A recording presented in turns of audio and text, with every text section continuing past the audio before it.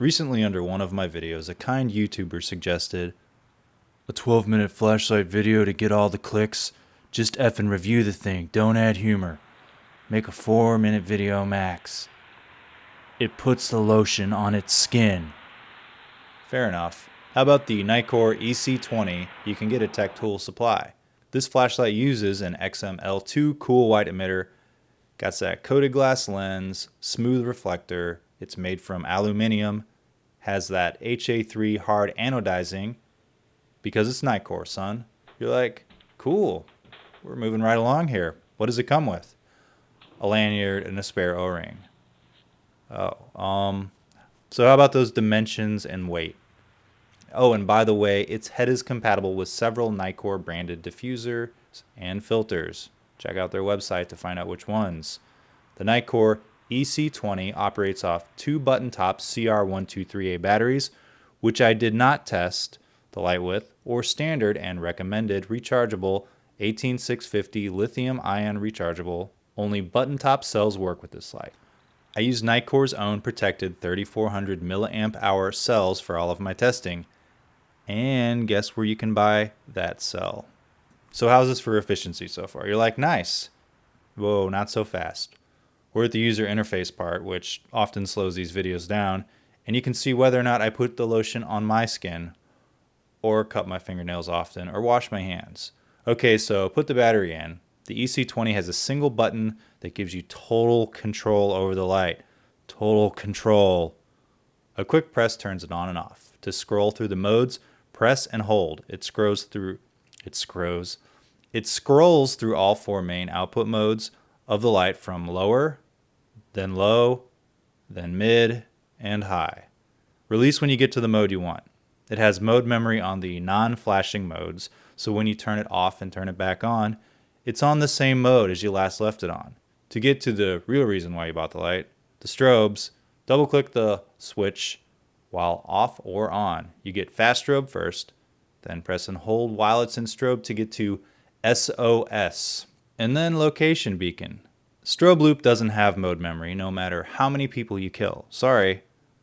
There's a shortcut to the lowest output while the light is off. Press and hold for more than 1 second. The button has a power indicator that tells you the battery voltage when you insert a battery down to 1/10 of a volt.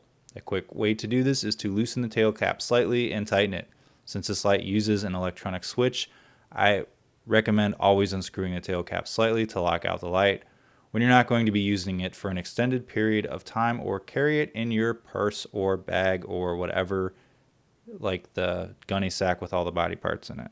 Also, when the battery is at about 50% of usable voltage, the button will blink twice. When the voltage is low in the battery, it'll rapidly blink. Okay, how about those output levels? I set my camera to manual so you can see the difference in brightness. My figures and Nitecores are on the screen. These are tested using the FL1 standard. First is lower, then is low, then is mid, then is high. Sweet, now the runtimes. First up, high. It starts a bit over 1000 lumens and steps down about 5 minutes into 621 lumens. Another hard bump down at about 40 minutes, then it starts dimming again around 2 hours in, then starts a slower decline, and I cut the test off at a little over 6 hours when the light was barely coming out. Next is mid. It runs fairly constantly for about 6 hours, then begins dimming. I cut it short a little over 8 hours in because that's really all I could handle. Okay, now we're at the Beamshot section. You've seen this one before, right? I have a few other similar Nitecore lights seen here. Some brighter, some less bright, some neutral tinted, and some cool tinted. Everyone likes variety, right? You're like, bro, they're just flashlights. It should give you a good idea of what sort of beam pattern the light has. The EC20 at about 75 feet away. The figures on the screen are my readings and not official manufacturer ratings. They are measured using the FL1 standard and not some random numbers picked out of the air, although I was tempted.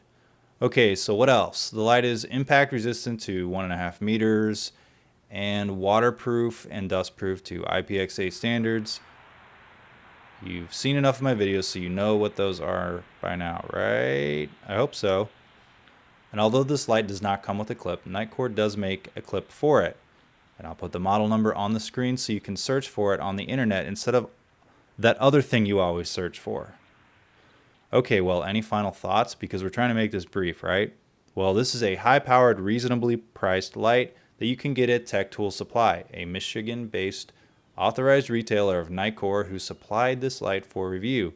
If you like this video, please subscribe to this channel, like and comment on my video.